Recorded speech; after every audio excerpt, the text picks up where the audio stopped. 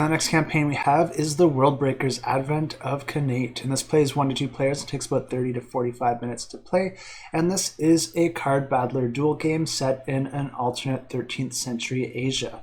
And this is the same time period where Genghis Khan and Marco Polo took place. And in this game, players are taking the role of a Worldbreaker, and a Worldbreaker is a person who can take advantage of a special resource in order to magnify their natural abilities. And players will be starting the game by choosing one of the available Worldbreakers as well as their deck of 30 cards.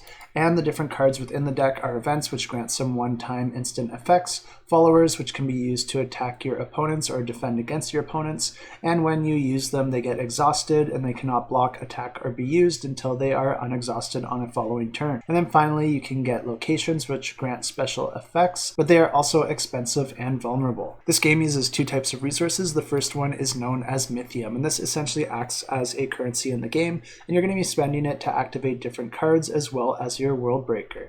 The second resource is known as Standing, and in this game there's 4 different Worldbreaker guilds, and the standing that you hold with each of those guilds is represented by a number, and that is essentially the trust that that guild has for you. And whenever you play a card, you're going to have to pay an amount of Mythium, but then you might also require a certain amount of standing with a guild to also be able to play that card. And players will be playing their cards and attacking their opponent and building locations in order to gain power, and the goal is to finish a round with 10 power in order to win the game. Each round is made up of a total of 8 turns, with each player getting 4 turns each as they alternate back and forth. And on a player's turn, they get to perform 1 action, and they can use an action to either gain 1 currency, pay a currency to gain standing with one of the guilds, draw a card, attack the opponent, or use a card's ability paying the cost to play that card. When a player chooses to attack the opponent, they're going to choose which cards they want to attack with, and you can select multiple cards, and then you're going to exhaust those cards, and then the opponent chooses which cards they want to use to block with. Players will simultaneously deal wounds, and any cards that have a strength lower than the wounds that were dealt